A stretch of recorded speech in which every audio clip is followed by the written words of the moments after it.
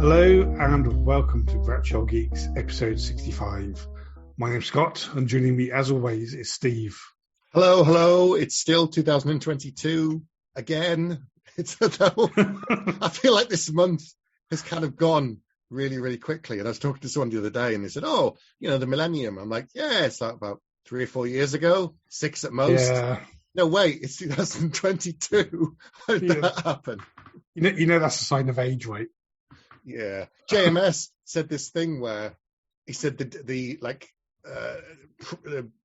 pilot premiered like 28 years ago or something like that. I thought, that's impossible. And I looked back that's and I'm crazy, yeah. Yeah, it's like 28 years ago. And at this point, I'm thinking that's scary. Like The Gathering was 28 years ago. I'm quite worried now. Nuts. Anyway. It's 28 years ago and in about 2 years' time. Yeah. The way things are going. Oh, they'll probably this year. We'll probably get the pilot. Really? Probably. Because they start casting. He's done the pilot, and if they get the green light for the series, they'll start casting for the pilot, and he'll start writing the next 2 episodes, and they might shoot the pilot in the fall, as the Americans say, or autumn to the rest of the world. Hello. And so we could get it, I don't know, on telly early next year, if they start filming it this year for a sort of spring 2023. But anyway, I'm sure he'll update everybody as he keeps people up to date fairly well. But anyway, have you got any other news other than Babylon 5? I've got a few bits. They might not be that newsworthy, but so a show that I know we both really dislike, but there is a point to talking about it, is Star Trek Discovery. Yeah. And I'm not going to talk about Discovery itself. Good. I'm going to complain about something excellent that I know we've complained about many times on here, which is Netflix, I think worldwide, but including in the UK, have now lost the rights to Discovery. So it was that all the Star Trek shows were on Netflix in the UK, not in the US or elsewhere, but we could watch whatever Star Trek we wanted, including Star Trek Discovery, on Netflix in the UK. And now that's basically been pulled and sucked into Paramount Plus. Right. Which is and this is the thing that I want to complain about, it's yet another streaming service. Yep.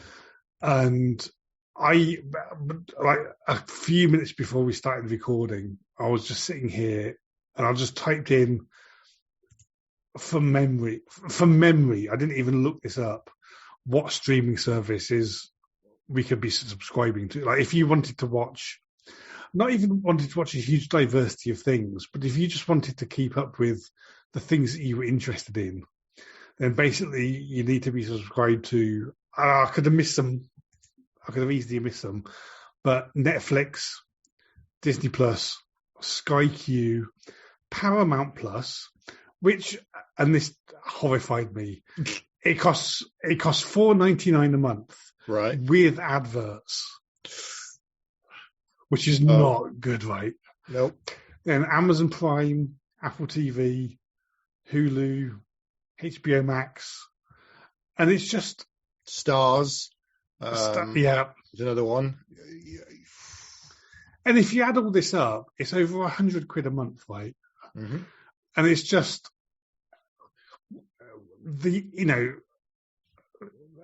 people were subscribed to all of these different channels back in the satellite days. Yeah. And for a very short, glorious period, these things became less fragmented, and it was really easy to watch whatever you wanted online. And now they've basically gone back to the old days of fragmenting it. Yeah. And it doesn't seem to me, it definitely doesn't serve the consumer, and it doesn't even seem to serve the individual companies as well that are doing this.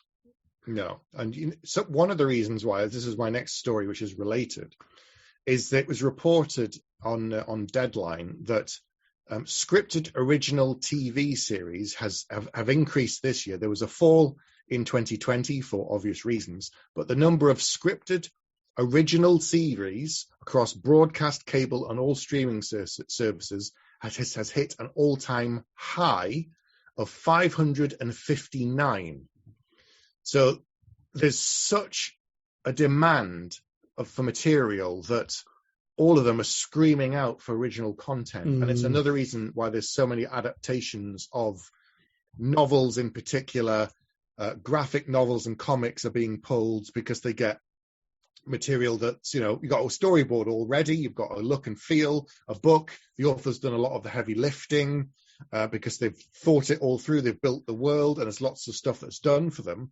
And now a lot of literary agencies are saying that even before the book has come out, they're being contacted by by rights people's kind of, what have you got, what's coming up, let me see, can you tell me about this, can you tell me about that, so that they can get a hold of it first and get the film rights and TV rights before it even comes out, so that they get there, and people are buying stuff all over the place. Sometimes they're buying it so that someone else can't, and sometimes they actually wanted to make it. So there's a book, this is something that's very new, that was popular on TikTok, which apparently that's a thing young people go on. I don't know. Anyway, yeah.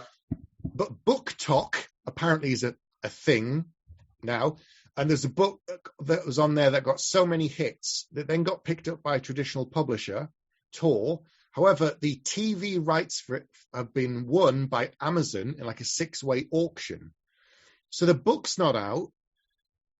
It's now going to be in a TV series, and then the book's going to come out in, I don't know, a few months' time. So the sales could have been modest and now just going to skyrocket because everyone will be like, oh, I want to see it, and then watch the TV series, or vice versa. So this is a new thing that's everywhere now. It's crazy because they need so much new material because there's all these streaming platforms now. Yeah. It's bonkers. I'm just looking forward to the TV series of The Coward by Stephen Allen. I think 8-part, Netflix, or you could do it in a 2.5-3 hour film, like something like that. That would work in the sequel. I would watch it, but I hear that the author's a monster. It's horrible. Oh, it just does not like people at all. A complete, misanthrope. He's just, can't stand them. Anyway, so a bit of sad news and then related interesting news. So unfortunately, this week or last week, we lost the great singer Meat Loaf, who started out, of course, in musicals, Rocky Horror, and all these sort of things. And then in his later years, after his music career, he became an actor, and he appeared in a favourite film that I've watched a few times called Fight Club. I love Fight Club, and I read.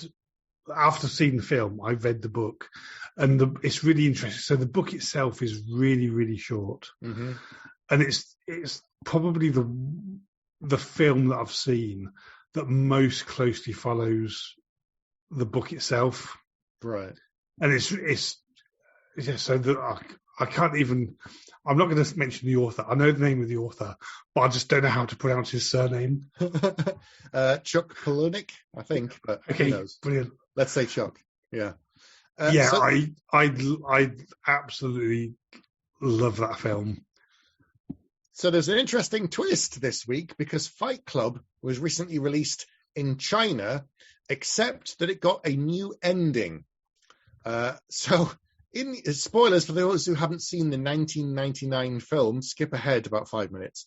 So at the end of the film, Edward Norton's character is successful in his attack on society, and they collapse some skyscrapers, and it's all about anarchy and their message. However, is it called Project Chaos or something? I think like so. that? Yes, yeah. I think it's called Project Chaos. However, in the new version in mainland China, that isn't what happens. The police foil the plan, and they're arrested. And now a black screen comes up that says, basically it says, through the clue provided by Tyler, the police rapidly figured out the whole plan, arrest all the criminals, successfully preventing the bomb from exploding. And then it goes on to say how good the state is. So that's the new ending if you watch this in China. I mean, it's extraordinary, right? The thing that's amazing is that is literally the exact opposite of the meaning that they're going for in the original. Yeah. And you can't even... It so contradicts everything up to that point. I mean, you have to sort of admire I don't even know what you call it, the bravado. Chutzpah. Yeah. It's Chutzpah, that's it. It's something that's kind of, I mean, don't get me wrong, horrible idea, but it's something that I can't help but sort of admire that they think they can get away with that. Because the bizarre thing is, the sort of message behind the film remains right. At the end, whether they get caught or not, it doesn't change all of the things that have happened in the 2 hours up to that point. Yes. Yeah, but they're foiled by the state, and the police capture them, and everything's good.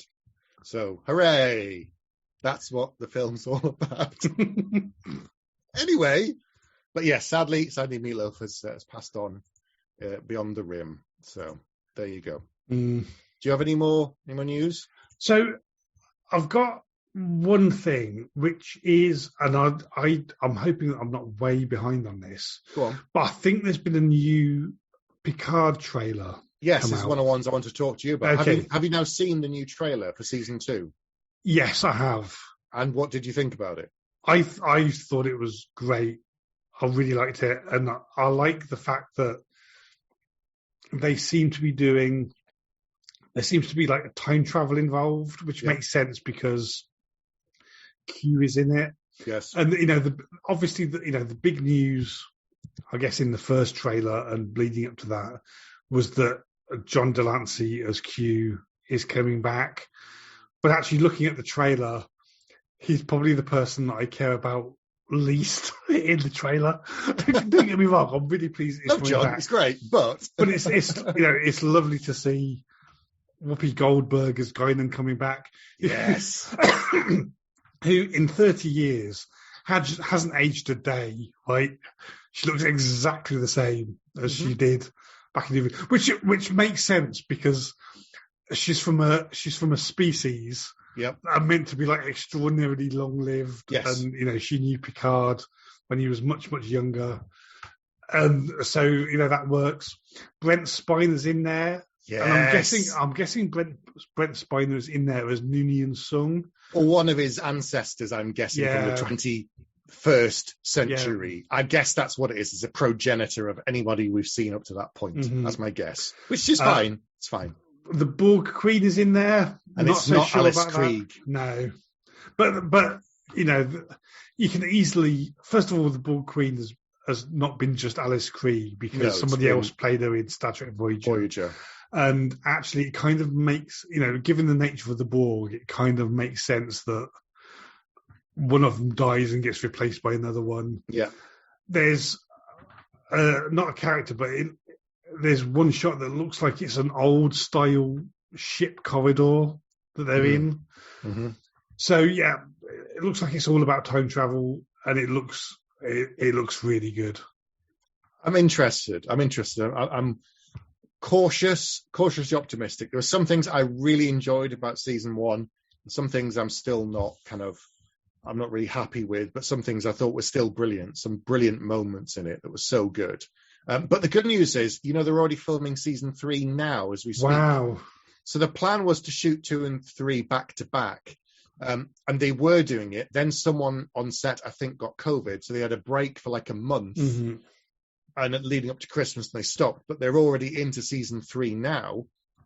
So that'll come out next year. It's kind of, it's going, which is brilliant. Because we're thinking we might only get 1 season of this. But we're definitely going to get 3 minimum. So that's fantastic. That's really good. Yeah. I mean, the fallout from season 1, I'm not so keen that he's now a robot. I suspect Hugh will just be like, now you're back to being an old man. Yeah, like, all right.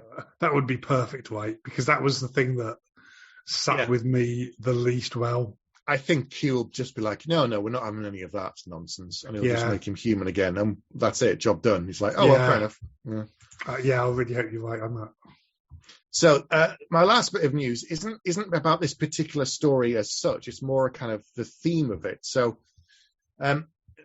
CBS have said they're getting a new lead man for their show, FBI Most Wanted. But before this, the same actor was on NBC's Law and Order Organized Crime.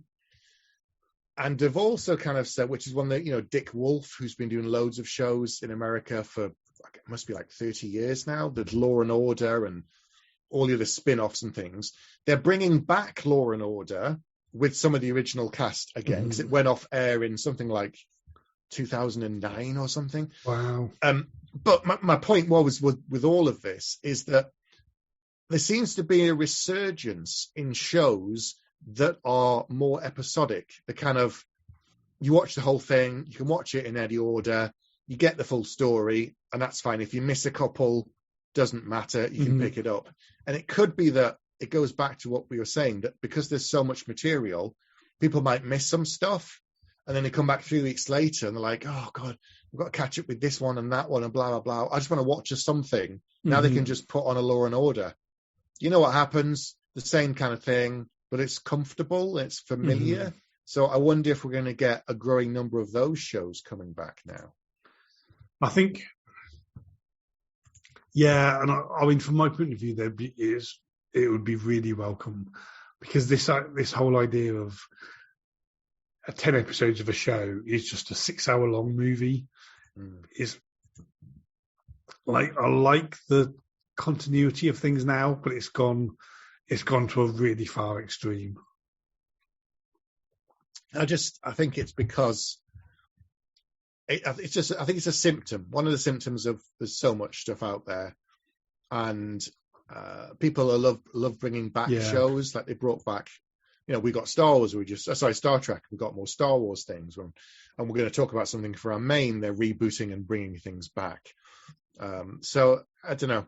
And streaming helps as well, right? Because it used to be back in the day that if you missed an episode of something, that episode was gone. It was out in the ether, and yet there was no chance of you watching it again until it came out on video in a few years' time.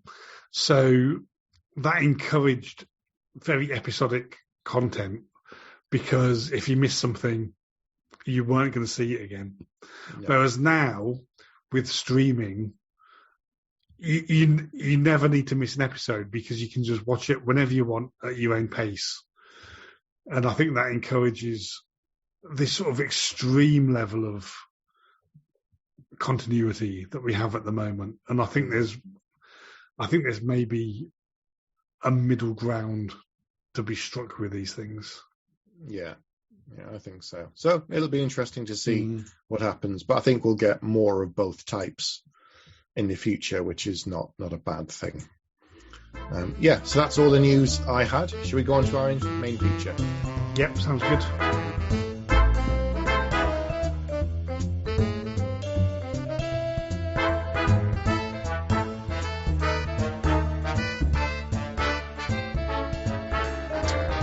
Welcome back for our main feature this evening. We're going to be talking about a favourite TV show of ours, its importance, how much we liked it, what it means to us, but also the fact that it is coming back in a reboot or a continuation, which is kind of to be confirmed. And the show we're talking about is Quantum Leap. Now, for those who've never seen it before, we should say that we're going to spoil some of the show and perhaps maybe the ending, given that what we're going to talk about with how it continues with the new show. This starred Scott Bakula and Dean Stockwell, and unfortunately, Dean Stockwell passed away. I think it was either last year at the age of 85. And we're talking about it now is because there's going to be a reboot. NBC has given a pilot order to the show, and there's various people connected, announced the sort of executive producers and showrunners, but they've also said that Donald Belisario, who co-created it, is going to be involved in some capacity as well, which is encouraging. Mm. So tell me about your experience with the original Quantum Leap. How did you find it? What did you think to it? Well, as we were saying earlier, when shows were on, if you didn't watch them then, you didn't get to see it again. So I'm still not sure I've seen every single episode of Quantum Leap, but I must have seen about 95% of them because it was such a brilliant show, and it still is. A lot of shows age with time. There are things that move. People look back and go, oh yeah, it's nice, but it's a bit dated, or like, you know, not just CGI, but in terms of themes or content, it's not appropriate anymore. You're like, oh, you can't say that these days, or yeah, it's good, but. And there's some comedy shows now that we could just not touch these days, like Mind Your Language and other things. There's no way you could have them these days. But this show is one that you could put on now, and I think it would still be relevant to any audience, any background, any person, because it's about people.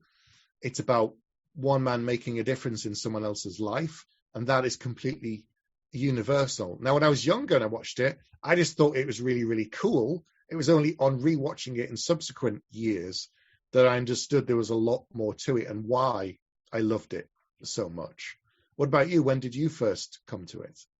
I guess I was watching it in the original run in the UK, and I don't know how quickly we got it in the UK after it was on in the US. But it was, and I definitely don't mean this in a bad way at all, but it was episodic in the extreme, right? Yep. That if you don't know sort of the premise behind it, Sam Beckett is leaping through time, and he will leap into somebody's body, and you'll see him, you'll see Scott Bakula, but everybody else will see the character that he's jumped into, and he basically jumps into somebody's body within his own lifetime, which I guess is sort of the 50s onwards, and he's there to kind of sort out a problem in their life. So he'll get to know the characters around him. He'll help them out, and then at the end of the episode, he will leap out of their body, and he'll leap into another body, and he'll do the same thing again. So to some extent, and like I say, I'm not talking about this in negative terms at all, but to some extent, every episode was kind of the same in that the premise was you'd jump into a body, you'd interact with a bunch of people, and then he would move on, and that was the lovely, almost comforting thing about it, that it was that you'd have two regular characters in there. So Sam Beckett, played by Scott Bakula, who people would know from Star Trek Enterprise, a bunch of other things, mainly Star Trek Enterprise. And like you said, Al, who's sort of his sort of holographic assistant, played by Dean Stockwell. And if you're not familiar with Dean Stockwell, he's been in a million and one things. Yeah. But if you listen to the show, you might know him best from the remake of Battlestar Galactica, where he plays one of the Cylons. And they were the only two regulars in it.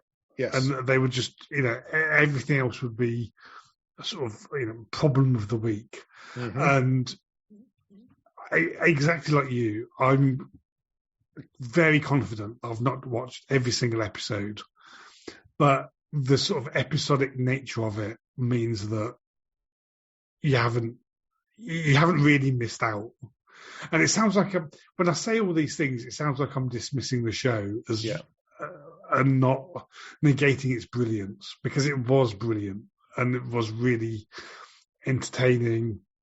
And like you were saying, it one of the problems, like I'm a massive Star Trek fan, and so I have no problem. I have no problems with shows being preachy about things, because I couldn't watch Star Trek, because that's the preachiest show out there.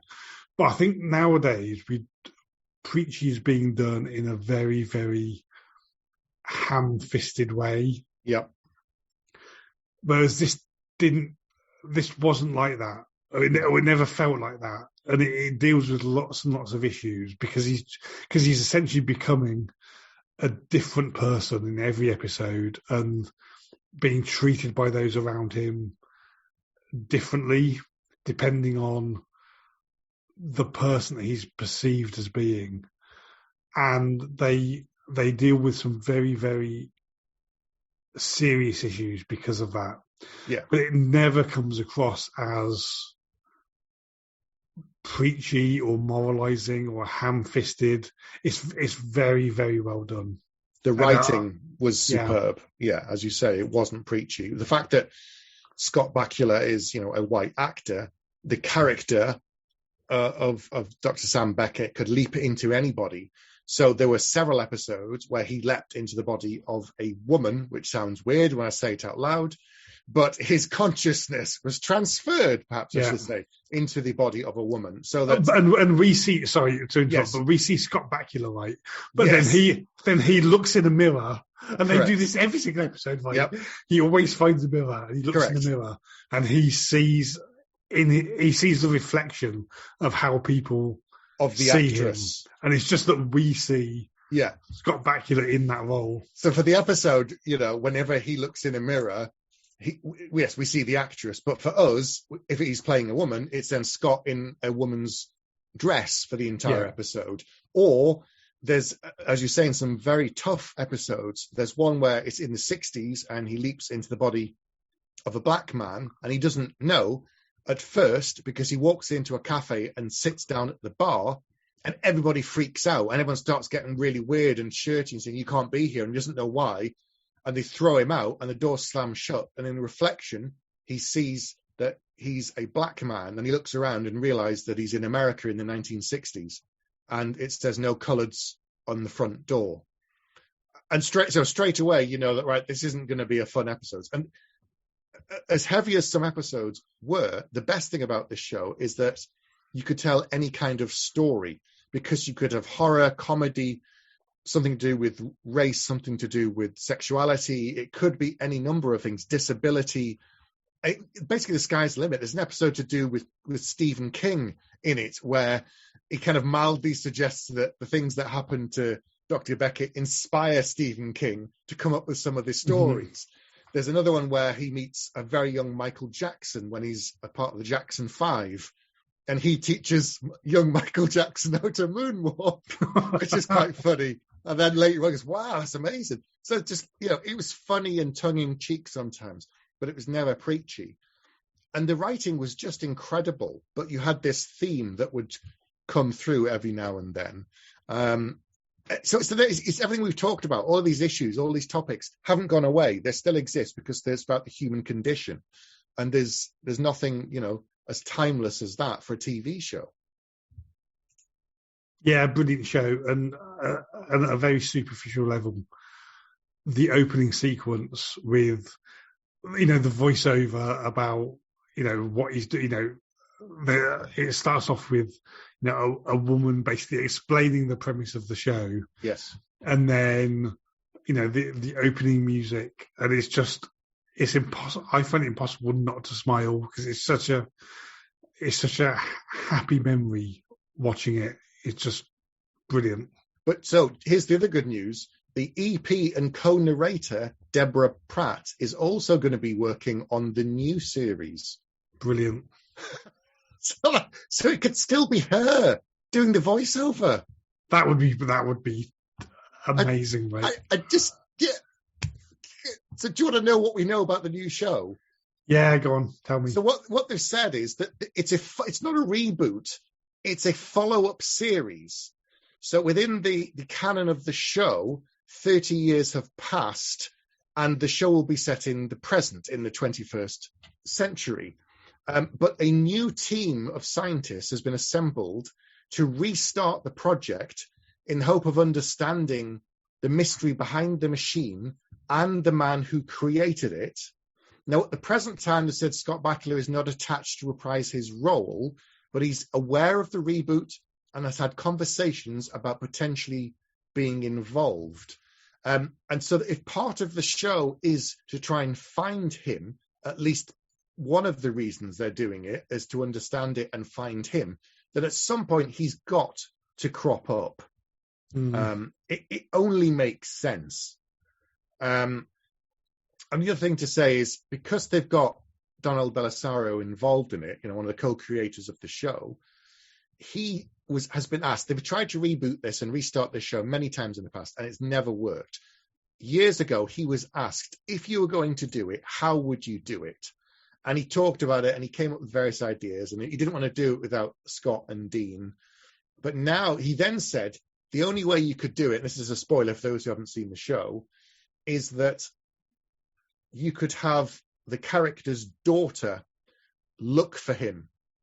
And so I said, if the fact they've got Donald P on this, Don Pisario, and he's involved in this new show, and it's a continuation of the story, if one of the scientists involved in looking for him on this new project is not, in fact, turns out to be Dr. Beckett's daughter, then they're idiots. Because it pays homage to the past. It continues the story. You're not a slave to anything, but you can move the new story on. And if the Leaper isn't his daughter, there again, that's kind of like they've really shot themselves in their other foot. It's so obvious and it's so clean, and you can tell incredible stories, whatever you want. And every now and then they pull the thread. Instead of trying to understand how he leaps and how it works, it's also, we're trying to find Dr. Beckett, which is going to be tricky because you can never see him unless you know who he is.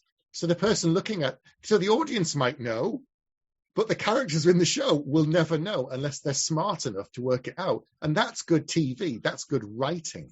That's what I want to see. Yes. And another thing that sort of ties into this is, so he's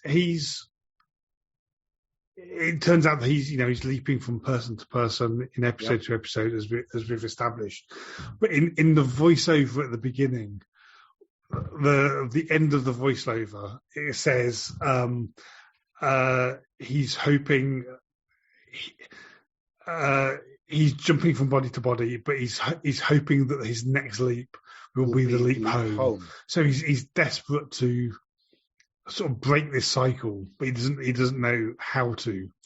And the very final episode, and this is going to spoil things slightly, but the show was on 30 years ago, so it ended in like 1999, I think, at this point, or 97. So, so the very final episode, he sort of leaps into this bar, and he's talking to this bartender who's kind of like God, or some person that's controlling Sam's fate.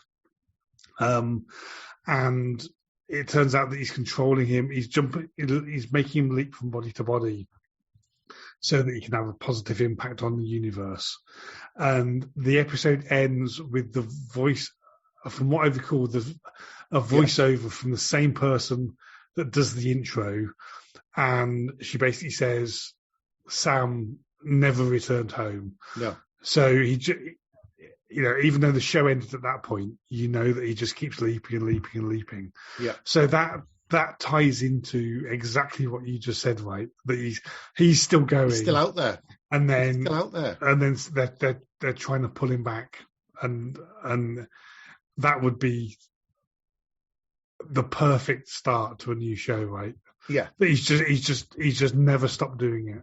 No, that's it. He was a positive force, as you say, on the universe, fixing things that once went wrong, trying to help people. But he's kept going. Now, at the end of the show, we're spoiling it anyway, so it doesn't matter. They kind of broke the cycle. He never understood why he was leaping or how he was doing it. And later on, he was able, right towards the very end, the final episode, he was able to control it because he went to fix something for his friend Al. But also, he leaped as himself. Mm-hmm. So for once, when he looked in the mirror, it was him in his own body, because the idea was his body was in the chamber in the future, and it was his consciousness that leapt through time. So the consciousness switched places. But at that final episode, his body's not in the chamber in the future, it's gone. So his own body and his own mind is leaping through time at the end. So it now begs the question of, if he appears in it, has he moved beyond like the need for a body? Is he just like pure consciousness now, and that he's become timeless because he was only able to do it within his own lifetime? But if 30 years have passed within the life of the show, what does that mean? Where's his body? Does he have one anymore? Is he just pure consciousness, and that's what he's doing, going into someone's body and helping them, and then he leaves once he's helped fix a problem? But there's just so many opportunities that any character that the person who's leaping meets, and they'll never know if that's Sam Beckett, unless they pick up on something, or they've studied him, or they're looking for certain characteristics, or the way he talks is slightly wrong for that time period, or the writing is going to have to be really good. They're going to really have to bring their A game, not just so that it's silly and it feels ham-fisted, but they can tell all types of story, but it needs to be smart, and that's what the show originally was. And so we've said how episodic it was, but there is stuff that sort of contributed to the wider lore that they could draw upon in the show. So like we were saying, there is this idea of this kind of sort of universe controlling consciousness that is sort of causing to leap from body to body. And there's at least one, I can't remember how many, there's at least one episode. I think there's more than one. I think it's 3. 3, okay. You knew exactly what I'm ahead of you. I'm ahead of you. Go on. There's, as Steve said, there's 3 episodes where they introduce this concept of essentially evil leapers, where what Sam is doing is leaping from person to person, trying to fix something in their lives and make the world a better place. But there are these evil leapers that are basically there to just screw you up as much as they possibly can before they jump elsewhere. And that's I would hate to see the show not be episodic, but that's a really, really interesting piece of lore to draw upon, right? The fact that there's this sort of battle between good and evil, of trying to manipulate time and history space and the universe. And there's something really, and I don't think they explored that to the extent that it's worthy of exploring. But that's a really cool idea to me. 3 episodes, I was right. Deliver Us from Evil, Return of the Evil Leaper, Revenge of the Evil Leaper. 3 episodes where she's called Aaliyah, and she has her own hologram that, of course, only she can see, called Zoe. And that's the interesting thing was when they both worked out that the other person was not who they're supposed to be. That was fascinating. That there's this kind of click. But there's another episode at one point where, as we said in the final episode, you met this entity that was the positive force. There's one episode where Sam he's doing something, and Al comes to see him, and of course Al's a hologram, except Al then starts strangling him, and then another Al comes through the door, the hologram, and he's like, "Oh, hi, Sam, what the hell?" And this thing's strangling him, and then it says, "Who said you could go around fixing things I put wrong? Who gave you the power?" And like, oh no, the other force is out there. There's a consciousness behind it, and it's aware of Sam, and that was terrifying. It was terrifying. It was one episode, and you thought, oh God, there's something else out there. So there's so much lore to pull on and to build on. That's the thing. There's so many other ideas. Someone could come up with brilliant stuff. Put me in a room with 6 other writers who love the show, and we could come up with stuff that they probably never thought of, because things have changed so much. But there's a balance to be struck there, right? Because I don't want it to. No, I don't want it to lose 22 episode arc. Yeah. About him versus an evil leaper. That wouldn't work. It needs to be. They need to sort of drip feed the lore in amongst a bunch of normal episodes. Yeah, and weirdly, I'm less in favor of kind of network television because of the way they work. But if it's with NBC in America, that's one of the sort of main networks, I believe, it's more likely to be a slightly longer series, which is hopefully means it's going to be more episodic, like the shows that we've talked about, the Law and Orders and those things that are coming back. So it could be like 12, maybe 16 episodes a season. And going back to, the originals, they were a lot longer as the show went on, but that would be great. Even nowadays, that would be fantastic. 15, 16 episode seasons of Quantum Leap. Oh, I mean, we're getting a pilot. Whether the pilot ever airs, I don't know. Whether the pilot ever goes to season, I don't know. I hope if it's made and it's quite good, it ends up somewhere online, even if it never actually goes to full season. But I would really like to see this reboot for once. Well, sorry, not even reboot, continuation of the story. I think that's probably the best. I'm excited. I'm interested. Yeah, it is a really great idea, and it is a show that you can imagine. Like they talk about some reboots or continuations, and you think, why are you doing that? Yeah. But actually, Quantum Leap is something that makes me think, yeah, it's a really ripe idea to revisit as long as you do it right. And there's lots of stuff that's happened in the 30 years since the show's on. Oof. That would be good for them to, because when the show was on previously, he was jumping into eras of time in the main that was before we were both born. Yeah, Vietnam War, 60s, Civil America, Civil Rights and there was still, America. There was still a resonance there, and still things that we could appreciate.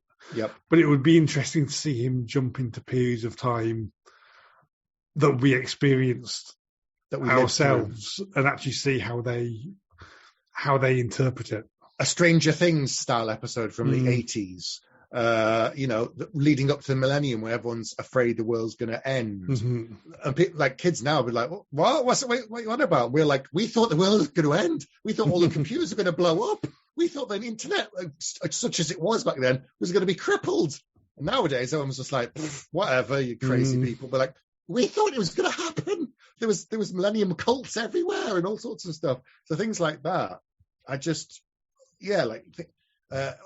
the stuff that wasn't as prominent back then that have become issues, whether it's to do with technology or history or medicine or science or culture or people's rights. This, as you said, there's so much more material that they can pull on, as long as they do it well. I'd like to see the pilot. I really would. I hope they do lean on Donald Belisario, and I hope they listen to him. I mean, he got 97 episodes. The man knew what he was doing. Let's be honest. It can only be an asset to ask him for his opinion and then listen to it. He is. So I've just looked him up. He is 86 at the moment. Yes, he is. So they need to pay attention now.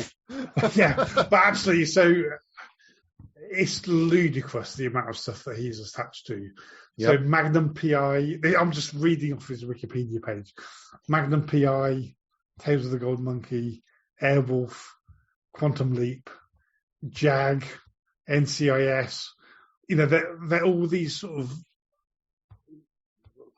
of relatively light shows. Battlestar Galactica, of course. Yep. So yeah, I mean, what a track record he's got. Yeah. I'm excited to see what they do. I'm interested. Normally, I'm all against reboots, but given that this is a continuation of the story. The headline's misleading. It says reboot. It's not a reboot at all. The fact that it's carrying on with potentially a new leaper, whilst also searching for him. That's the extra thread. Whereas before, the mystery was, why is he doing it? How is it happening? We actually know sort of that. Now is the ongoing mystery, at least to begin with, is where is Dr. Becker? Is he still out there? Can we find him? What has he been doing all this time? How does the project work? And that sort of stuff. So, I'm excited. I want to see what they do. I'm looking forward to it for once. So fingers crossed it's good, and at least we get a first season. Yeah, lots to look forward to with it. Right. So if you haven't seen the original, I mean, we kind of spoiled it anyway, but as we said, it's such an episodic show. You can go back and watch the original and still get a lot from so many of the episodes. So go out and check out Quantum Leap, 97 episodes. That'll keep you busy until the new show comes out soon. Have you seen it? What did you think of it? Let us know. Get in touch with us in all of the usual ways. But we'll be back next month with some more news. But in the meantime, it's good night from me. And it's good night from him. Good night. Good night.